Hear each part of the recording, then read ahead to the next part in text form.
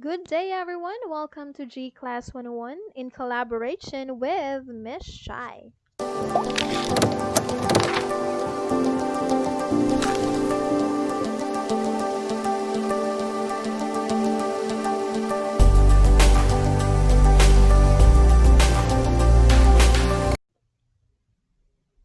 So, today, everyone, we're going to discuss the last lesson for chapter 3. And today, we're going to talk about the digital self. Who am I in the cyber world or the digital self? So at the end of this lesson, you should be able to define online identity. You'll compare real identity versus online identity. You're going to describe the influence of internet on sexuality and gender and discuss the proper way of demonstrating values and attitudes online. So these days, more people, right? More people are being active in using the internet for research, pleasure, business, communication, and other purposes. Indeed, the internet is for great help for everyone. On the other hand, people assume different identities while in the cyberspace. People act differently when they are online and offline. So we have our real identity and online identity. So the number of people who are becoming more active online continues to increase worldwide. More than half of the population worldwide now uses the internet. It has only been 25 years since the time Tim Berners-Lee made the World Wide Web available to the public, but in that time, the internet has already become an integral part of everyday life for most of the world's population. The Philippines is among one of the countries with the most active internet users. Almost two-thirds of the world's population now has a mobile phone. More than half of the world's web traffic now comes from mobile phones. More than half of all mobile connections around the world are now broadband. More than one in five of the world's population shopped online in the past 30 days. Media users in the Philippines grew by 12 million or 25%, while the number of mobile social users increased by 13 million or 32%. Those growth figures are still higher compared to the previous year. More than half the world now uses a smartphone. So online identity is actually the sum of all our characteristics and our interactions, while partial identity is a subset of characteristics that make up our identity. Meanwhile, persona is the partial identity we create that represents ourselves in a specific situation. So, selective self presentation and impression management. According to Goffman and Leary, self presentation is the process of controlling how one is perceived by other people and is the key to relationship inception and development. To construct positive images, individuals selectively provide information about them and carefully cater this information in response to others' feedback. Anything posted online should be considered public, no matter what our privacy settings are. Let us say student wrote online about how much he hated another student in school and started bullying him online. Does it matter if the student said, "Well, this is my personal account"? Even if the student wrote in a private account, it can become public with a quick screen capture and shared to the whole world. Personal identity is the interpersonal level of self which differentiates the individual as unique from others, while social identity is the level of self whereby the individual is identified by his or her group members. Belk explained that sharing ourselves is no longer new and has been practiced as soon as human being were formed. Digital devices help us share information broadly more than ever before. For those who are avid users of Facebook, It is possible that their social media friends are more updated about their daily activities, connections, and thoughts than their immediate families. Diaries that were once private or shared only with close friends are now posted as blogs which can be viewed by anyone. In websites like Flickr or Photobucket, the use of arm's length self photography indicates a major change.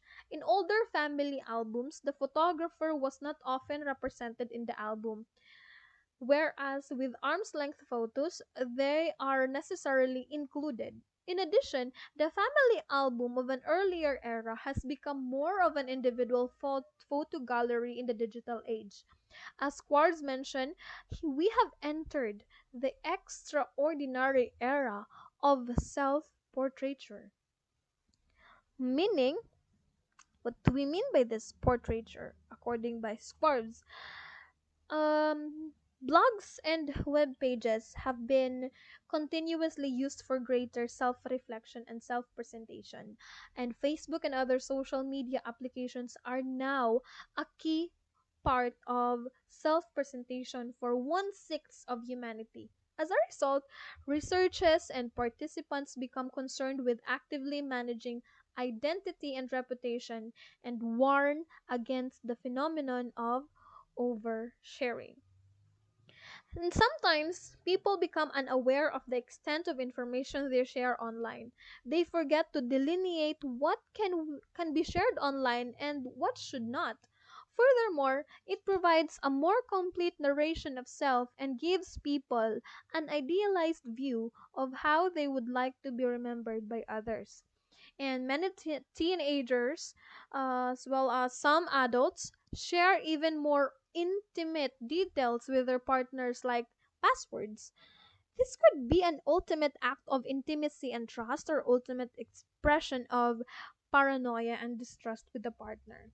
Because of the conversion of private diaries into public revelations of inner secrets, the lack of privacy in many aspects of social media make the users more vulnerable, leading to compulsively checking news feeds and continually adding tweets and postings in order to appear active and interesting. This condition has been called fear of missing out. People would like to remain updated and they keep on sharing themselves online because it adds a sense of confidence at their end, especially if others like and share their post. One of the reasons for so much sharing and self-disclosure online is the so-called disinhibition effect. The lack of face-to-face gaze meeting, together with feelings of anonymity and invisibility, gives people the freedom of self-disclosure, but can also flame others and may cause conflict sometimes. They the the resulting disinhibition causes people to believe that they are able to express their true self better online than they ever could in face-to-face contexts. But um however, it does not mean that there is a fixed true self. The self is still a work in progress, and we keep on improving the developing ourselves every single day. Seemingly self revelation can be therapeutic to others, especially if it goes together with self reflection. But it does appear that we now do a large amount of our identity work online. When the internet constantly asks you, who are you? And what do you have to share? What's on your mind? It's up to us if we are going to provide answers to such queries every time we use the internet, and to what extent are going to share details to ourselves, of ourselves to others. In addition to sharing the good things we experience, many of us also share the bad, embarrassing, and sinful things we experience. We also react and comment on negative experiences of others. Sometimes we empathize with people, we also argue with others online. So the relationship may be made stronger or broken through posts online. Blogs and social media are the primary digital fora on which such confessions occur, but they can also be found in photo and video sharing sites where blunders and bad moments are also preserved and shared. So, why confess to unseen and anonymous others in online? So, in Foucault's view, confessing our secret truth feelings freeing, even as it binds us in a guilt motivated self governance born of a long history of Christian and pre Christian philosophies and power structures. According to Foucault, confession, along with contemplation, self examination, learning, reading, and writing self critical letters to friends, are part of the technologies of the self through which we seek to purge and cleanse ourselves. So, despite of the veil of invisibility, writers on the internet write for an unseen audience. Both the number and feedback of readers provide self-validation for the writer and certain celebrity. Confessional blogs may also be therapeutic for the audience to read, allowing both sincere empathy and the voyeuristic appeal of witnessing a public confession. Consequently, we should have filtering system to whatever information we share online as as to what information as to what information we believe in, which are being shared or posted by others.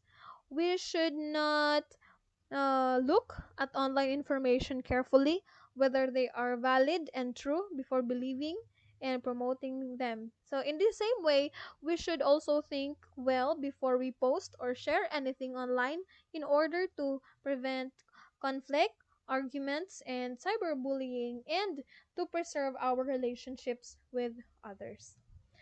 So, gender and sexuality online. According to Marwick, while the terms sex, gender, and sexuality are often thought of as synonymous, they're actually quite distinct. The difference between the common understanding of these terms and how researchers think about them yield key insights about the social functioning of gender. So, sex is the biological state that corresponds to what we might call a man or a woman. This might seem to be a simple distinction, but the biology of sex is actually very complicated. While sex is often explained as biological, fixed, and immutable, it is actually socially constructed. Gender, then, is the social understanding of how sex should be experienced and how sex manifests in behavior, personality, preferences, capabilities, and so forth. A person with male sex organs is expected to embody a masculine gender. While sex and gender are presumed to be biologically connected, we can understand gender as socioculturally specific set of norms that are mapped onto a category of sex. Gender is historical. It is produced by media and popular culture. It is uh, taught by families, schools, peer groups, and nation states. It is reinforced through songs, sayings, admonition, slang, language, fashion, and discourse. And it is deeply ingrained. Gender is a system of classification that values male gendered things more than female related things. This system plays out on the bodies of men and women and in constructing hierarchies of everything from colors to academic departments to electronic gadgets and websites. Given this inequality and the universalized male body and experience is often constructed as average or normal, while Filipino gendered experience are conceptualized as variations from the norm. Sexuality is an individual expression and understanding of desire. While like gender, this is often viewed as binary or homosexual or heterosexual. In reality, sexuality is often experienced as fluid. So, how we're gonna um, perform uh, gender online? Theorist Judith Butler conceptualized gender as a performance. She explained that popular understandings of gender and sexuality came to be through discourse and social processes. She argued that gender was performative in that it produced through millions of individuals' actions rather than something that comes naturally to men and women. Performances that adhere to normative understandings of gender and sexuality allowed, while those and do not are admonished. For example, a boy throwing like a girl. No? In 1990s, many internet scholars drew from Butler and other queer theorists to understand online identity. According to the disembodiment hypothesis, internet users are free to actively choose which gender or sexuality they are going to portray with. And um, with a possibility of creating alternate identities. The ability of users to self consciously adapt and play with different gender identities would reveal the choices involved in the production of gender, breaking down binaries, and encouraging fluidity in sexuality and gender expression. Recently, social media has been celebrated for facilitating greater cultural participation and creativity. Social media sites like Twitter and YouTube have led to the emerge of a free culture where individuals are empowered to engage in cultural production using raw materials ranging from homemade videos to mainstream television characters to create new culture, memes, and humor. At its best, this culture, memes, mashups, and creative political activism allows for civic engagement and fun creative acts. While Dig, 4chan, and Reddit are used mostly by men, most social network site users are women. This is true in Facebook, Flickr, LiveJournal, and Tumblr, Twitter, and YouTube. But mere equality of use does not indicate equality of participation. While both men and women use Wikipedia, 87% of Wikipedia contributors were identified as male. Male students are more likely to create, edit, and distribute digital video over YouTube or Facebook than female students. However, the Pooh Internet and American Life Project found no discernible differences in user generated content by gender except remixing, which was most likely among teen girls. One explanation for these differences is that user generated content is often clustered by gender. Researchers have consistently shown that similar numbers of men and women maintain a blog, about 14% of internet users. While the number of male and female bloggers is roughly equivalent, they tend to blog about different things. Overwhelmingly, certain types of blogs are written and read by women like food, fashion, parenting, while others how technology, politics are written and run by men. Although the technologies are the same, the norms, the norms and mores of the people using them differ. So, setting boundaries to your online self or smart sharing. I have here guidelines which will help you share information online in a smart way that will protect yourself and not to harm others. So before posting or sharing anything online, you can consider the following. First, is this post or story necessary? You ask yourself that, is there a real benefit to this post? Is it funny, warm-hearted, teachable, or am I just making noise online without purpose?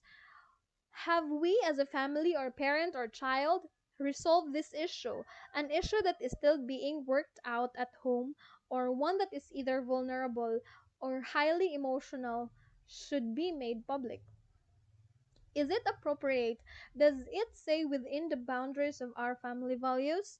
Will these seem as funny in 5, 10, or 15 years? Or is this post better suited for sharing with a small group of family members, or maybe not at all? So, I have here rules to follow, some additional guidelines for proper sharing of information and ethical uses of internet according to new year 2014. First, stick to safer sites. Guide your password, limit what you share. Remember that anything you put online or post on a site is there forever, even if you try to delete it. And do not be mean or embarrass other people online. Always tell if you see strange or bad behavior online. Be choosy about your online friends. Be patient. Okay, so I believe and I hope that you're gonna adapt or acquire you have acquired something in our last lesson for this chapter. So thank you so much everyone for watching. Don't forget to subscribe if you haven't subscribed yet to this um YouTube, and like and share this video if you like them. Thank you so much.